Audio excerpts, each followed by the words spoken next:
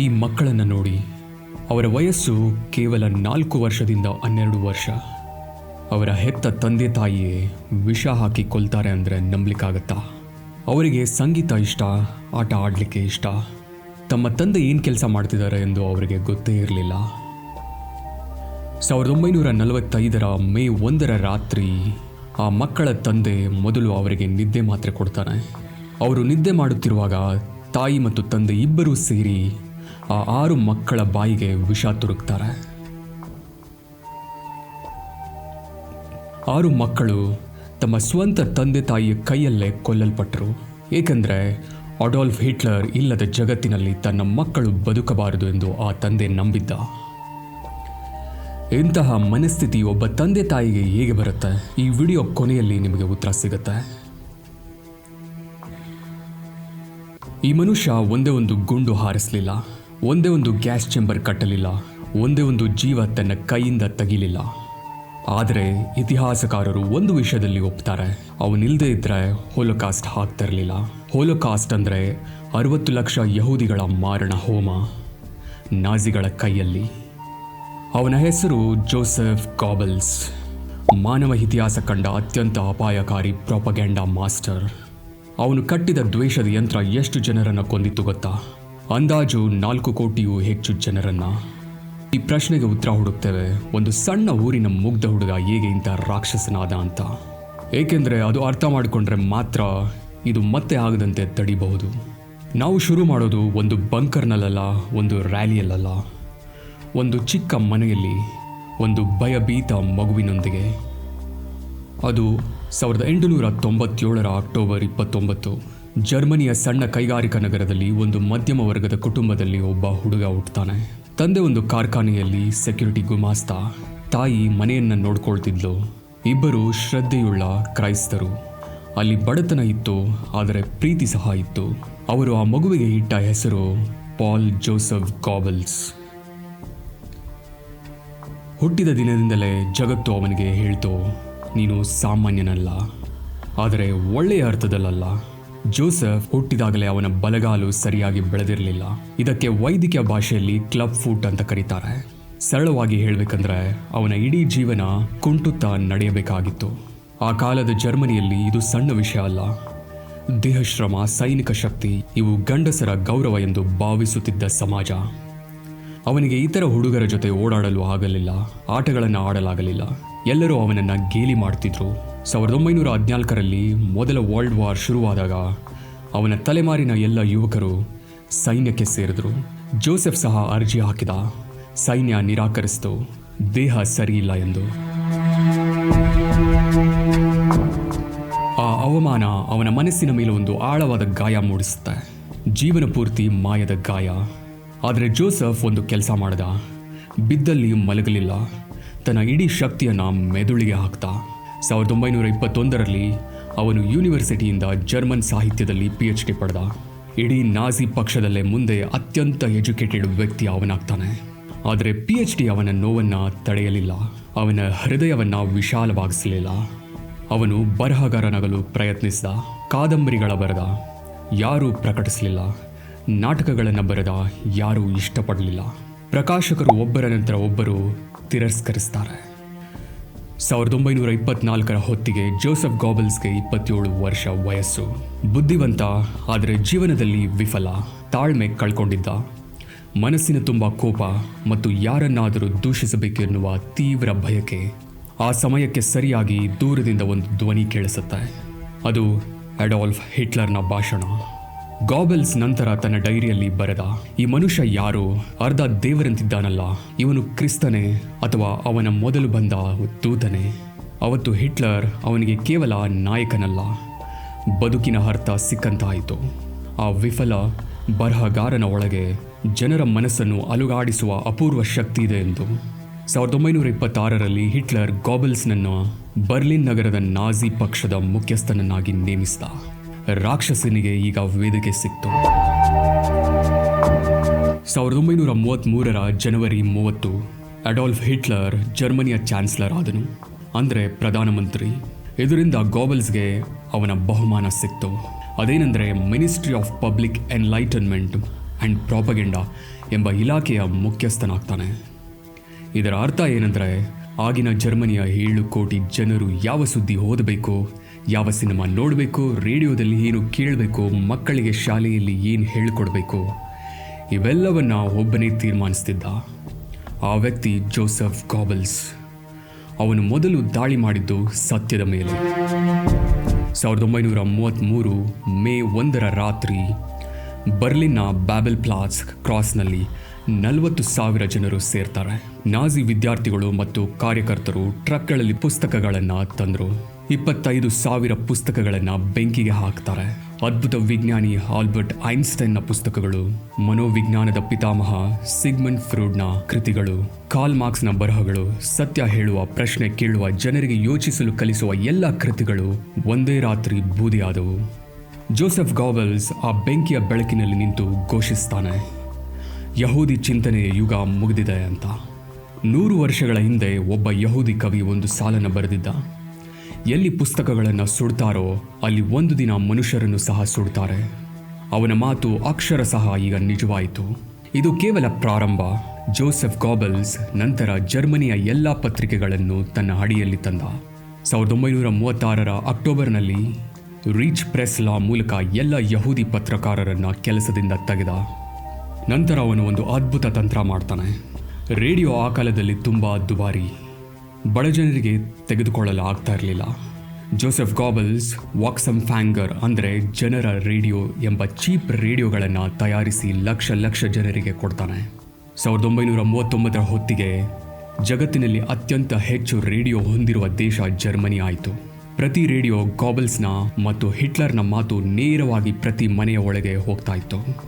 Cinema ಸಹ ಅವನ ಅಡಿಯಲ್ಲಿ, ರಂಗಭೂಮಿ ಸಹ ಅವನ ಅಡಿಯಲ್ಲಿ, ಸ್ಕೂಲ್ ಸಿಲೆಬಸ್ ಪಠ್ಯಕ್ರಮ ಅವನ ಅಡಿಯಲ್ಲಿ. 1.5 ವರ್ಷದಲ್ಲಿ ಜರ್ಮನಿಯ 7 ಕೋಟಿ ಜನರು ಗಾಬೆಲ್ಸ್ ತೋರಿಸಿದ ಜಗತ್ತಿನಲ್ಲಿ ಬದುಕಲು ಶುರು ಮಾಡ್ತಾರೆ. ಅವರಿಗೆ ನಿಜ ಏನು ಎಂದು ಗೊತ್ತಾಗುವ ದಾರಿಯೇ ಇರಲಿಲ್ಲ.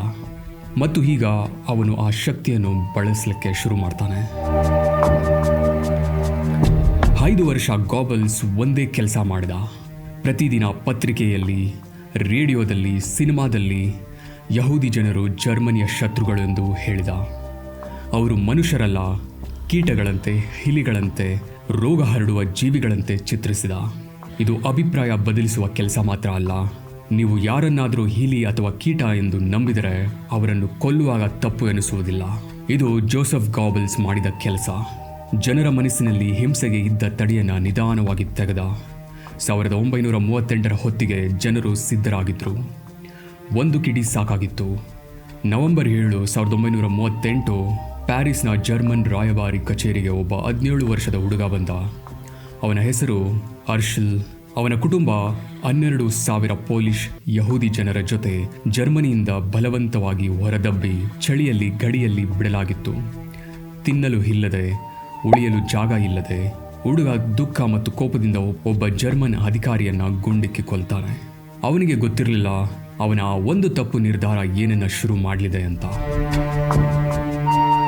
ನವೆಂಬರ್ 9 ಸಂಜೆ ಜೋಸೆಫ್ ಗಾಬೆಲ್ಸ್ ನಾಜಿ ಮುಖಂಡರ ಸಭೆಯಲ್ಲಿ ಭಾಷಣ ಮಾಡಿದ. ಅವನು ನೇರ ಆಜ್ಞೆ ಕೊಡಲಿಲ್ಲ, ಅವನು ಅಷ್ಟು ಮೂರ್ಖನಲ್ಲ. ಆದರೆ ಅವನ ಸಂದೇಶ ಮಾತ್ರ ಸ್ಫಟಿಕ ಸ್ಪಷ್ಟ. ಯಹೂದಿಗಳ ವಿರುದ್ಧ ನಡೆಯುವ ಯಾವ ಹಿಂಸೆಯನ್ನು ಸರ್ಕಾರ ತಡೆಯೋದಿಲ್ಲ ಅಂತ ಡಿಕ್ಲೇರ್ ಮಾಡ್ತಾನೆ. ಆ ಕೋಣೆಯಲ್ಲಿ ಇದ್ದ ಪ್ರತಿಯೊಬ್ಬ ವ್ಯಕ್ತಿಗೂ ಅರ್ಥವಾಯಿತು, ಇದು ಗ್ರೀನ್ ಸಿಗ್ನಲ್. ಅದೇ ರಾತ್ರಿ ಜರ್ಮನಿ ಮತ್ತು ಆಸ್ಟ್ರಿಯಾ ತುಂಬ ಕ್ರಿಸ್ಟಲ್ ನಾಚ್ ಶುರುವಾಯಿತು. ಕನ್ನಡದಲ್ಲಿ ಹೇಳಬೇಕಂದ್ರೆ ಒಡೆದ ಗಾಜಿನ ರಾತ್ರಿ. ನಾಜಿ ಟ್ರೂಪರ್ಗಳು ಮತ್ತು ಸಾಮಾನ್ಯ ನಾಗರಿಕರು 5 ವರ್ಷ ಗಾಬೆಲ್ಸ್ ತಯಾರಿಸಿಟ್ಟ ದ್ವೇಷ ಹೊತ್ತ ಜನರು ಬೀದಿಗಿಳಿತಾರೆ. ಒಂದೇ ರಾತ್ರಿ ಸುಮಾರು 100 ಯಹೂದಿ ಜನರನ್ನು ಬೀದಿಯಲ್ಲೇ ಕೊಲ್ಲಲಾಯಿತು. ಹೊಡೆದು, ಗುಂಡಿಕ್ಕಿ, ಕಿಟಕಿಗಳಿಂದ ತಳ್ಳಿ. 200ಕ್ಕೂ ಹೆಚ್ಚು ಸಿನಗಾಗ್ಗಳನ್ನು ಅಂದರೆ ಯಹೂದಿ ಪ್ರಾರ್ಥನಾ ಮಂದಿರಗಳನ್ನು ಸುಟ್ಟು ಬೂದಿ ಮಾಡಲಾಯಿತು. 7,500 ಯಹೂದಿ ಅಂಗಡಿಗಳ ಗಾಜಿನ ಕಿಟಕಿಗಳನ್ನು ಒಡೆಯಲಾಯಿತು. ಅದರಿಂದಲೇ ಆ ರಾತ್ರಿಗೆ ಒಡೆದ ಗಾಜಿನ ರಾತ್ರಿ, ಕ್ರಿಸ್ಟಲ್ ನಾಚ್ ಎಂದು ಹೆಸರು ಬಂತು. ಆದರೆ ಅತ್ಯಂತ ಭಯಾನಕ ಸಂಖ್ಯೆ ಇನ್ನೊಂದಿದೆ. ಆ ರಾತ್ರಿ ನಂತರ 30,000 ಯಹೂದಿ ಪುರುಷರನ್ನು ಸುಳ್ಳು ಕಾರಣ ಹೇಳಿ ಬಂಧಿಸಲಾಯಿತು. ಕಾನ್ಸಂಟ್ರೇಷನ್ ಕ್ಯಾಂಪ್ಸ್ಗೆ ಕಳಿಸಲಾಯಿತು. ಅಲ್ಲಿ ಅನೇಕರನ್ನು ತೀವ್ರವಾಗಿ ಒಡೆಯಲಾಯಿತು. ಅನೇಕರು ಮನೆಗೆ ಮರಳಲೇ ಇಲ್ಲ. 100 ವಾರಗಳಲ್ಲಿ 100 ಯಹೂದಿ ಜನರು ಆತ್ಮಹತ್ಯೆ ಮಾಡಿಕೊಳ್ತಾರೆ. ಅದು ಜರ್ಮನ್ನಲ್ಲಿ ತಮಗೆ ಸುರಕ್ಷತೆ ಇಲ್ಲ ಎಂದು ಮನದಟ್ಟಾದ ಕ್ಷಣ. ಜೋಸೆಫ್ ಗಾಬಲ್ಸ್ ಮಾರನೇ ದಿನ ಡೈರಿಯಲ್ಲಿ ಬರೆದ, ಸಂತೋಷದಿಂದ ಅವನು ಸಾಬೀತು ಮಾಡಿದ್ದ ಪ್ರಚಾರ ಮಾತ್ರ, ಮಾತುಗಳು ಮಾತ್ರ ಸಾಮಾನ್ಯ ಜನರನ್ನು ಕೊಲೆಗಾರರನ್ನಾಗಿ ಮಾಡಬಹುದು ಅಂತ. ಕ್ರಿಸ್ಟಲ್ ನಾಚ್ ಹೋಲೋಕಾಸ್ಟ್ ಅಲ್ಲ, ಇದು ಟ್ರೈಲರ್ ಅಷ್ಟೇ. 1939ರಲ್ಲಿ ಸೆಕೆಂಡ್ ವರ್ಲ್ಡ್ ವಾರ್ ಶುರುವಾಯಿತು. ಜರ್ಮನ್ ಸೇನೆ ಯುರೋಪ್ ಮೇಲೆ ರಣಹದ್ದಿನಂತೆ ಬೀಳುತ್ತೆ ಮತ್ತು ನಾಜಿ ಮುಖ್ಯಸ್ಥರು ತಮ್ಮ ಮನಸ್ಸಿನಲ್ಲಿ ಇದ್ದ ಭಯಾನಕ ಯೋಜನೆಗೆ ಜಾರಿ ತರಲು ತಯಾರಾದರು. ಯಹೂದಿ ಜನರನ್ನು ಸಂಪೂರ್ಣ ನಾಶ ಮಾಡುವುದು. ಆದರೆ ಇದು ಸಾಧ್ಯ ಆಗಬೇಕಂದ್ರೆ ಲಕ್ಷಾಂತರ ಸಾಮಾನ್ಯ ಸೈನಿಕರು, ರೈಲ್ವೆ ಚಾಲಕರು, ಅಧಿಕಾರಿಗಳು ಎಲ್ಲರೂ ಭಾಗವಹಿಸಬೇಕು. ಅವರ ಮನಸ್ಸನ್ನು ಸಿದ್ಧ ಮಾಡಬೇಕು. ಹಿಟ್ಲರ್ನಿಂದ ಇದು ಆಗದ ಕೆಲಸ. ಇದು ಜೋಸೆಫ್ ಗಾಬಲ್ಸ್ನ ಕೆಲಸ. 1940ರಲ್ಲಿ ಜೋಸೆಫ್ ಗಾಬಲ್ಸ್ ಇತಿಹಾಸದಲ್ಲಿ ಅತ್ಯಂತ ಕ್ರೂರ ಸಿನಿಮಾ ನಿರ್ಮಿಸಿದ ಡೆರ್ ಎರ್ವಿಗೆ ಜೂಡೆ, ನಿತ್ಯ ಯಹೂದಿ ಎಂದು. ಇದನ್ನು ಸಾಕ್ಷ್ಯಚಿತ್ರ, ಡಾಕ್ಯುಮೆಂಟರಿ ಎಂದು ತೋರಿಸಲಾಯಿತು. ಅದರಲ್ಲಿ ಏನಿತ್ತು? ಯಹೂದಿ ಜನರ ದೃಶ್ಯಗಳು, ನಂತರ ಚರಂಡಿಗಳಲ್ಲಿ ಇಲಿಗಳ ದೃಶ್ಯ ತೋರಿಸಲಾಗ್ತಾ ಇತ್ತು. ಸಂದೇಶ ಸ್ಪಷ್ಟ: ಇವರು ಮನುಷ್ಯರಲ್ಲ, ಇವರು ನಮ್ಮನ್ನು ಕೊಳ್ಳೆ ಹೊಡೆಯುವ ಕೀಟಗಳು. ಅದಕ್ಕೂ ಮಿಗಿಲಾಗಿ ಅವನ ಕ್ಯಾಮರಾ ತಂಡ ವಾರ್ಸಾ ಗೆಟ್ಟೋಗೆ ಹೋಯಿತು. ವಾರ್ಸಾ ಗೆಟ್ಟೋ ಅಂದರೆ ನಾಜಿಗಳು ಯಹೂದಿ ಜನರನ್ನು ಉದ್ದೇಶಪೂರ್ವಕವಾಗಿ ಹಸಿವು ಮತ್ತು ರೋಗದಿಂದ ಸಾಯಿಸುತ್ತಿದ್ದ ಸ್ಥಳ. ಅಲ್ಲಿ ಅವರು ನಕಲಿ ದೃಶ್ಯಗಳನ್ನು ಚಿತ್ರೀಕರಿಸಿ ಜರ್ಮನ್ ಜನರಿಗೆ ತೋರಿಸಿ ಹೇಳ್ತಾ ಇದ್ರು, ನೋಡಿ ಯಹೂದಿ ಜನರು ಎಷ್ಟು ಕೆಟ್ಟವರು ಅಂತ. 1942ರಲ್ಲಿ ಬರ್ಲಿನ್ನ ಯಹೂದಿ ಜನರನ್ನು ರೈಲಿನಲ್ಲಿ ಪೂರ್ವಕ್ಕೆ ಕಳಿಸಲಾಯಿತು. ಗೋಬಲ್ಸ್ ಸಲಹೆ ಕೊಟ್ಟ, ರೈಲು ವ್ಯರ್ಥ, ಬರ್ಲಿನ್ನಲ್ಲೇ ಲಿಕ್ವಿಡೇಟ್ ಅಂದರೆ ಹತ್ಯಾಕಾಂಡ ಮಾಡೋಣ ಅಂತ. ಸುಮಾರು 60 ಲಕ್ಷ ಯಹೂದಿ ಜನರನ್ನು ವ್ಯವಸ್ಥಿತವಾಗಿ ಕೊಲ್ಲಲಾಯಿತು. ಇದನ್ನು ಹೋಲೋಕಾಸ್ಟ್ ಅಂತಾರೆ. ಅವರ ಜೊತೆ ರೋಮಾ ಜನರು, ಅಂಗವಿಕಲರು, ಯುದ್ಧ ಕೈದಿಗಳು, ರಾಜಕೀಯ ವಿರೋಧಿಗಳು, ಸಲಿಂಗಕಾಮಿಗಳು, ಇನ್ನೂ 50 ಲಕ್ಷ ಜನರನ್ನು ಸಾಯಿಸ್ತಾರೆ. ಈ ಹತ್ಯೆಯಲ್ಲಿ ಪಾಲ್ಗೊಂಡ ಲಕ್ಷಾಂತರ ಸಾಮಾನ್ಯ ಜರ್ಮನ್ ಜನರು ಅಂದರೆ ರೈಲ್ವೆ ಚಾಲಕರು, ಸೈನಿಕರು, ಕಾವಲುಗಾರರು, ಅವರ ಮನಸ್ಸನ್ನು ಸಿದ್ಧ ಮಾಡುವುದು ಯಾರು? ಇದೇ ಜೋಸೆಫ್ ಗಾಬಲ್ಸ್. ಅವನು ಒಂದೇ ಒಂದು ಬುಲೆಟ್ ಹಾರಿಸಲಿಲ್ಲ, ಆದರೆ ಪ್ರತಿ ಬುಲೆಟ್ಗೆ ಕಾರಣ ಅವನೇ. 1945ರ ಏಪ್ರಿಲ್ ಕೊನೆ, ಸೋವಿಯತ್ ಸೇನೆ ಬರ್ಲಿನ್ನ ಬೀದಿಗಳಲ್ಲಿತ್ತು. ಹಿಟ್ಲರ್ ಬಂಕರ್ ಒಳಗೆ ಹೋಗಿ ಅಡಕ್ಕೊಳ್ತಾನೆ ಮತ್ತು ಗಾಬಲ್ಸ್ ತನ್ನ ಪತ್ನಿ ಮತ್ತು 6 ಮಕ್ಕಳನ್ನು ಕರೆದು ಕತ್ತಲೆಯ ಬಂಕರ್ಗೆ ಹೋಗ್ತಾನೆ. ಹಿಟ್ಲರ್ಗೆ ಅವನು ಕೊನೆಯ ತನಕ ನಂಬಿಕಸ್ತ.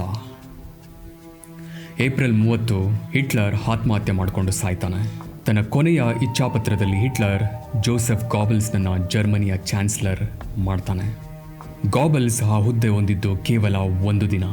ಮೇ 1ರ ರಾತ್ರಿ, ಈ ವಿಡಿಯೋ ಮೊದಲ ದೃಶ್ಯದಲ್ಲಿ ನೀವು ನೋಡಿದ ಆ ರಾತ್ರಿ, ಗಾಬಲ್ಸ್ ಮತ್ತು ತನ್ನ ಹೆಂಡತಿ ತಮ್ಮ 6 ಮಕ್ಕಳಿಗೆ ಮೊದಲು ನಿದ್ದೆ ಮಾತ್ರೆ ಕೊಡ್ತಾರೆ.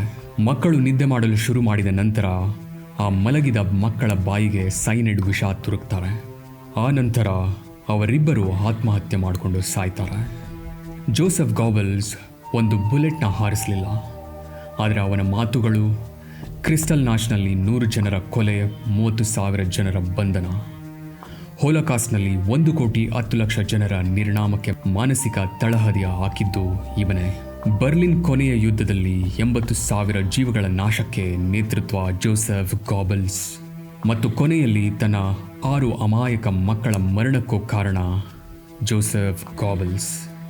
ಗಾಬಲ್ಸ್ ಬಳಸಿದ ಅಸ್ತ್ರಗಳು ಸತ್ಯ ಮತ್ತು ಸುಳ್ಳು ಬೆರೆಸುವುದು, ಒಂದು ಜನಾಂಗವನ್ನು ಶತ್ರು ಎಂದು ತೋರಿಸುವುದು, ಭಯ ಹಬ್ಬಿಸೋದು, ಅದೇ ಸುಳ್ಳನ್ನು ಪದೇ ಪದೇ ಹೇಳಿ ಸತ್ಯ ಮಾಡೋದು.